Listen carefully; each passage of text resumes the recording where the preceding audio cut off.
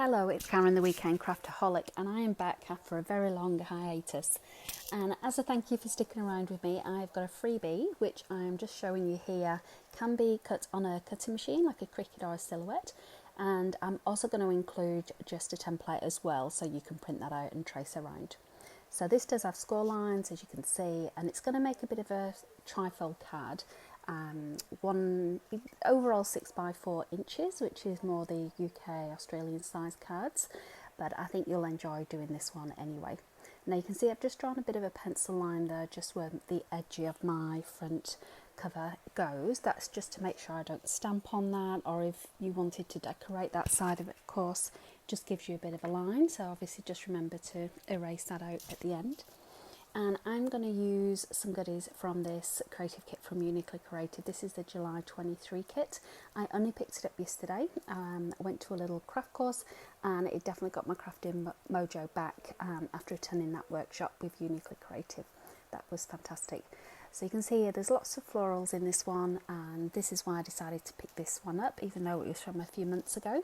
The place where we went, Gumnuts Guest Retreat, and in Carmel in WA. If you're in Western Australia, definitely check it out. She does have a shop as well as card making classes, scrapbooking classes, craft retreats, that kind of stuff, so check that out on Facebook.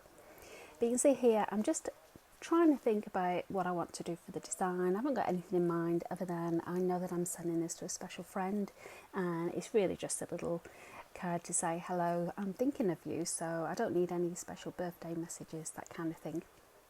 Now, as I've put that little floral arrangement at the bottom, it's reminding me that this pack also includes these vellum pieces, which I thought would actually look a bit better on the card front. They're effectively turning to like washi tape, that kind of material. And if ever you've got Uniquely Creative vellum cuts, you'll know, or hopefully you know, that they do have adhesive on the back. So it's a little bit tricky to peel them off, but when you peel off the back, the whole of the vellum piece is sticky. So just like huge piece of washi tape. So great thing about that is you'll know if you wanted to use vellum on acetate, you will not get any glue marks whatsoever. So I've decided for the theme of this card I'm going to go with all of the florals rather than the picture of the girl, and I think she will enjoy this. A good friend of mine that I visited when I was in the UK, it was her 80th birthday, so she'll absolutely love these colours and these flowers, I just know. So I'm just trimming this off. Now I am going to keep these. You never know when you're going to need these extra little pieces and a cluster, for example. So waste not, want not with any of that.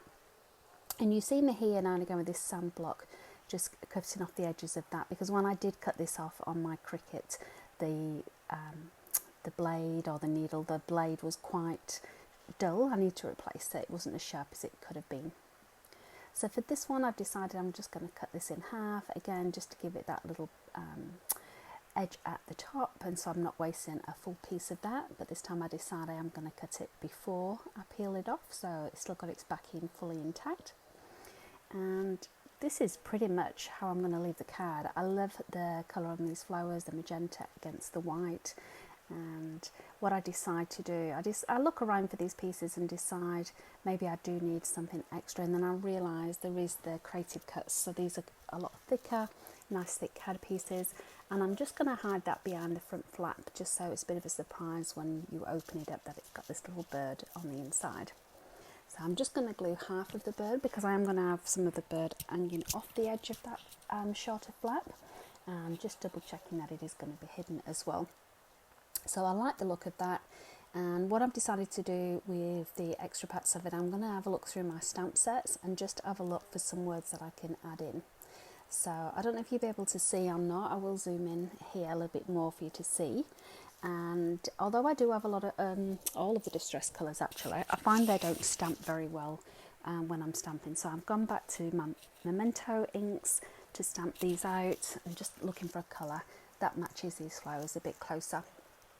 So this was a Kaisercraft stamp set that I've got, and I have got another one as well that I'm going to use on the front, and this just came from a magazine, a craft magazine, so I can't remember when I got this, but I guess everyone's got a best wishes stamp in their set that they could use for this as well.